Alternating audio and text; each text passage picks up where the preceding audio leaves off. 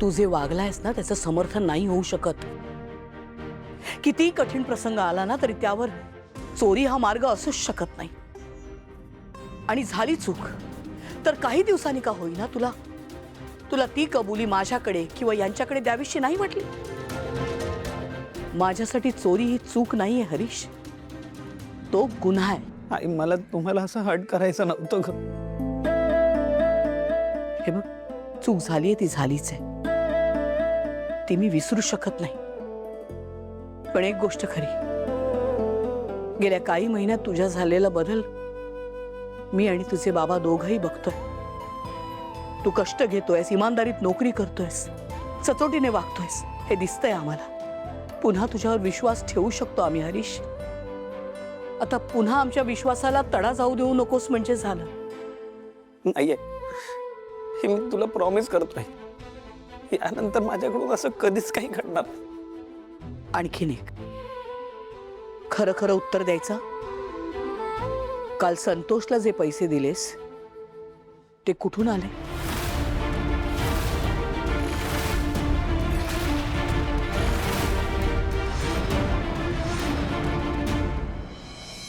पप्पा, आता पक्ष कार्यालयातून फोन आला होता. पक्षात ना काहीतरी महत्त्वाचे निर्णय घ्यायचेत. पण मी त्यांना सांगितलं की तुम्हाला येणं जमणार नाही म्हणून. मग ते म्हणाले ठीक आहे, ते नसले तरी चालतील, त्यांना उगाच कशाला त्रास द्यायचा. पण कसला निर्णय होणार आहे? ते काहीतरी पक्ष बांधणीबद्दल निर्णय होणार आहेत. पण ते पक्षश्रेष्ठी आहेत ना, ते म्हणाले की संपतराव नसतील तरी चालेल, आपण घेऊयात ना निर्णय. तसंही त्यांचा आता कुठे पक्षात दरारा राहिलाय आणि नवीन लोकांना संधी मिळेल ना त्या निमित्ताने. कोण म्हणतं माझा जुना दरारा राहिला नाही म्हणून? डोकं बिकं फिरलंय का त्यांचं? नक्की नक्की काय म्हणणं आहे त्यांचं?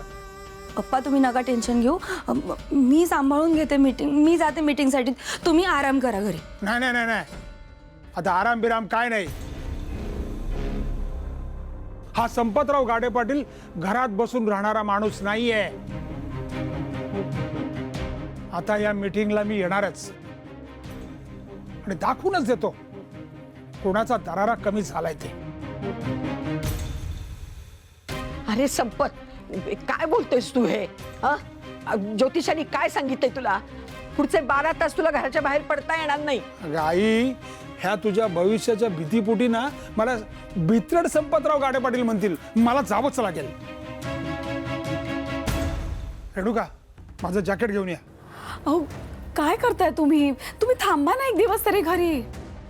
हे बघ संपत, मी तुला काय बाहेर जाऊ देणार नाही, सांगून ठेवते. हे बघा, तुम्ही दोघींनी मला कितीही अडवायचा प्रयत्न केला तर मी घरात थांबणार नाही. हा संपतराव गाडे पाटलाच्या अब्रूचा प्रश्न आहे. मला जावंच लागेल. पुढचे 12 तास अतिशय महत्वाचे आहेत. या 12 तासात त्यांना घराच्या बाहेर अजिबात जाऊ देऊ नका, नाहीतर त्यांच्या जीविताला धोका आहे. हे बघ संपत, मी हात जोडते रे बाबा तुझ्या पुढं. नको जाऊस ना. आधीच ती भावनाची नतद्रष्ट काठी घरात आल्यापासून माझ्या छातीत धडधडा लागले. जाऊ नकोस रे बाबा. आणि त्यात तू ती भविष्यवाणी धुडकावून निघालायस. नको संपत, माझं ऐक, माझ्यासाठी तरी थांब ना. मी हात जोडते तुझ्या रे बाळा. बघ आई, मला काही होणार नाही. मला कार्यालयात जावंच लागेल. ऐका ना, मला टेन्शन आलं. मी बघते ना मीटिंगचं काय ते. आई, आजी,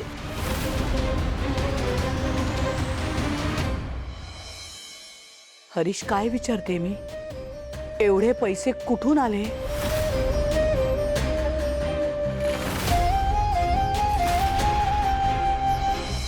हरीश, तू पुन्हा नाही, आता म्हणालास अजिबात नाही.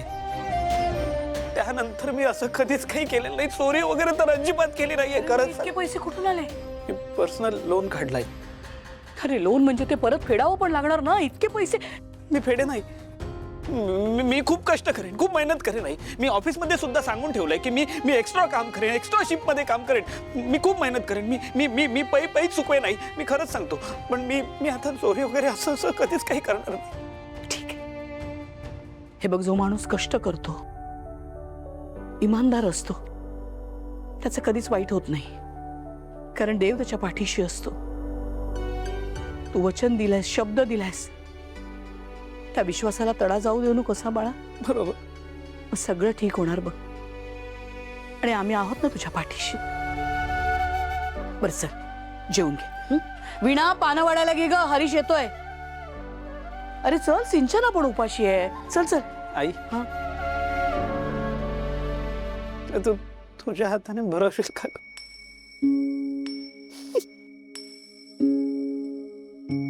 चल.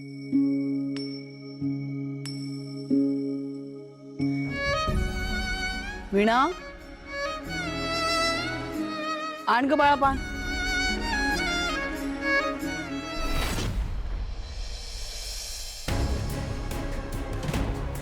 एक प्लॅन वाया गेला म्हणून काय झालं? आता काय वाटेल ते झालं तरी हा प्लॅन अंमलात आणावाच लागेल. गाडे पाटलांच्या घराची सत्ता हवी असेल ना, तर आता माघार घेऊन चालणार नाही. झाली तयारी? निलांबरी तू पण आमच्या सोबत होत. नाही, मला कसं या गाडीमध्ये येता येईल? म्हणजे नगरपालिकेच्या गाडीत यावं लागेल ना मला. तुम्ही काळजी नका करू, तुम्ही निघाले की मी लगेच निघते.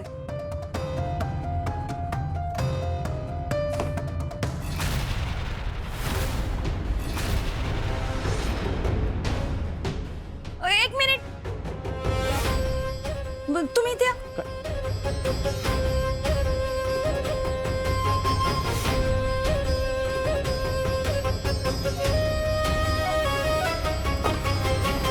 काय का?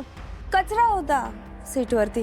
तुम्ही एवढ्या महत्वाच्या मीटिंगला चालले, कपडे खराब झाले असते ना तुमचे. बस आत.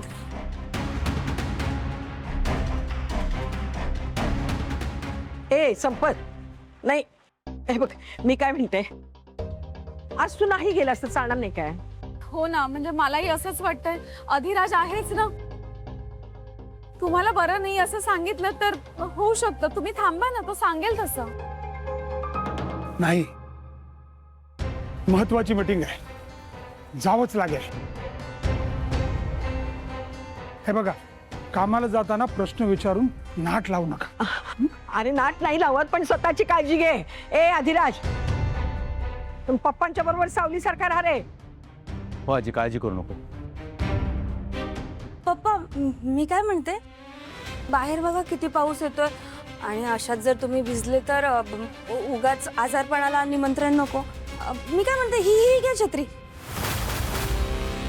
काय ग ग,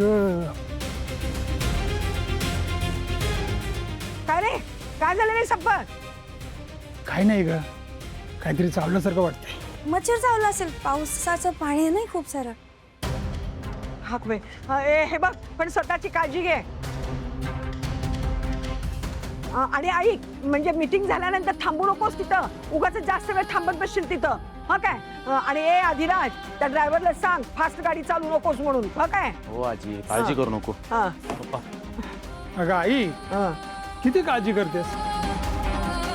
तासाभरात परत येतो. अयो रे, तुला नाही कळणार आईचं मन, हा काय? जाऊ नको म्हटलं तरी ऐकतोस, कुठं निघालासच ना. बर, जातो मी. आ? अहो जातो काय, येतो म्हणावं ना. हा.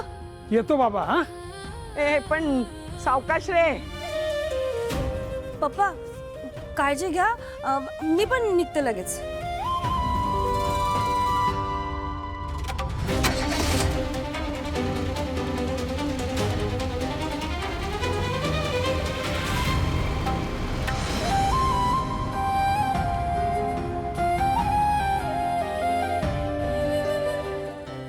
आत्ता खरा खेळ सुरू झालाय.